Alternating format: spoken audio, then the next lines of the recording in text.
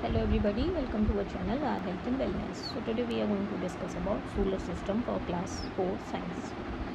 जब हम स्काई में देखते हैं नाइट में तो हम बहुत सारे छोटे छोटे स्टार्स ट्विंकल करते हुए देखते हैं। स्टार्स क्या हैं? एक huge ball of hot burning gases हैं। बहुत बड़े हैं लेकिन हमें बहुत छोटे दिखाई देते हैं क्योंकि ये बहुत दूर हैं हमसे। बहुत सारे पैटर्न्स ऑफ स्टार्स दिखते हैं हमें स्काई में और इन पैटर्न्स को हम कॉन्स्टेलेशन कहते हैं। हमारा सन भी एक स्टार है। ये एक बहुत बड़ा बॉल है ऑफ हॉट बर्निंग गैसेस। इसमें हाइड्रोजन और हीलियम है। ये हमें हीट और लाइट देता है। बाकी स्टार से बड़ा दिखाई देता है क्योंकि ये हमारी अर्थ के सबसे ज़्यादा पास में है। सन हमारे सोलर सिस्टम का सेंटर है। 8 प्लैनेट्स हैं जो कि सन के चारों तरफ चक्कर लगाते हैं। सन और उसके साथ जो 8 प्लैनेट्स हैं और उनके साथ उनके मून्स जो हैं वो सब मिलके सोलर सिस्टम बनाते हैं। हमारे सोलर सिस्टम में 8 प्लैनेट्स हैं और इनको 2 ग्रुप्स में डिवाइड कर सकते हैं। एक होते हैं आपके इनर प्लैनेट्स जो कि आपके मरकरी, वीनस, अर्थ और मार्स हो जाते हैं। ये रॉक्स के बने हैं। नेक्स्ट हो जाते हैं आपके आउटर प्लैनेट्स जो हैं आपके Jupiter, Saturn, Uranus and Neptune. ये गैसेस के बने हैं और इनका कोई सॉलिड सरफेस नहीं है।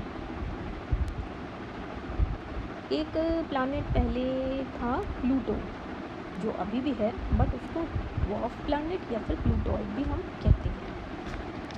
अब आ जाता है आपका मरकरी जो सन के सबसे क्लोजेस्ट प्लैनेट है, दैट इज़ मरकरी। इसका कोई सैटेलाइट नहीं है। आयरन का बना हुआ है, बहुत ज़्यादा गर्म है।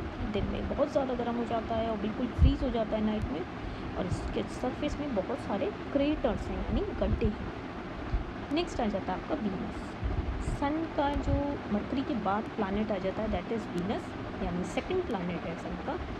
और इसका भी कोई मून नहीं है। इसके सरफेस पर विंड ब्लो करती है जो कि ड्राई होती है।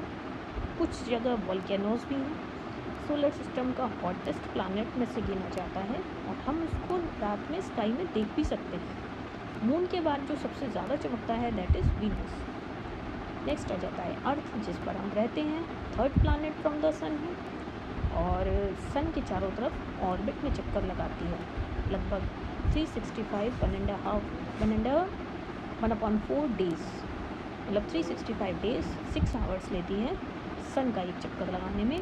अर्थ का एक मून है जो हमें रात में दिखाई देता है और अकेला प्लैनेट है जिस पर लाइफ है। अर्थ के जो एटमॉस्फेयर है वो हमारे प्लैनेट को बचाता है from the harmful rays of the sun, ताकि हम यहाँ पर सर्वाइव कर सकें। नेक्स्ट आता है मार्स जिसको हम रेड प्लैनेट भी कहते हैं। Fourth planet from the sun है। मार्स के 2 मून्स हैं। इसका जो सरफेस है काफ़ी कोल्ड है। वॉल्केनोज हैं, माउंटेन्स हैं, प्लेन्स और वैलीज जैसे अर्थ पर हैं वैसे ही हैं। जो लार्जेस्ट वॉल्केनो है सोलर सिस्टम का वो मार्स पर है।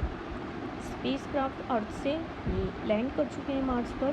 मार्स को रेड प्लैनेट इसलिए कहा जाता है क्योंकि उसकी जो अपीयरेंस है जो हमें रेडिश ब्राउन दिखाई देता है। नेक्स्ट आ जाता है जुपिटर। जुपिटर हमारे सोलर सिस्टम का लार्जेस्ट प्लैनेट है और सन से 5th प्लैनेट है। जुपिटर का जो कोर है वो रॉकी मटेरियल का बना हुआ है, बट उसके चारों तरफ इतना गैसेस और लिक्विड बहुत ज़्यादा है। बहुत ही स्टॉर्मी एटमॉस्फेयर है और इसके चारों तरफ पतले पतले 3 रिंग्स हैं डस्ट पार्टिकल्स के, जो कि उसको चारों तरफ से सराउंड करते हैं। नेक्स्ट आता है सैटर्न। सबसे ज़्यादा नोटिसेबल रिंग्स जो हैं जो हमें दिखाई देते हैं वो हैं सैटर्न के।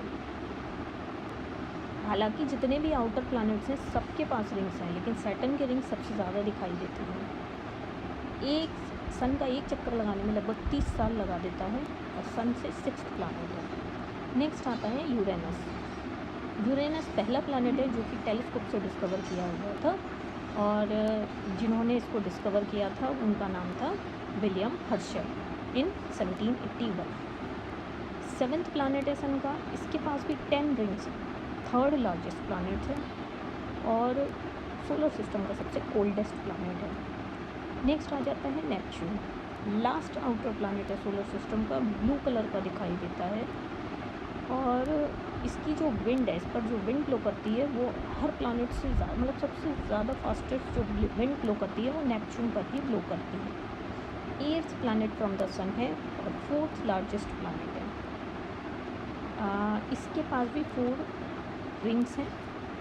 और नेक्स्ट आ जाता है आपका Pluto, that is a dwarf planet, farthest planet from the sun है, बट प्लैनेट्स की कैटेगरी में नहीं गिना जाता, बहुत डार्क है। इसी वजह से इसका जो नाम है वो रोमन गॉड ऑफ अंडरवर्ल्ड के नाम पर रखा गया है। So that's all for the day, thank you so much.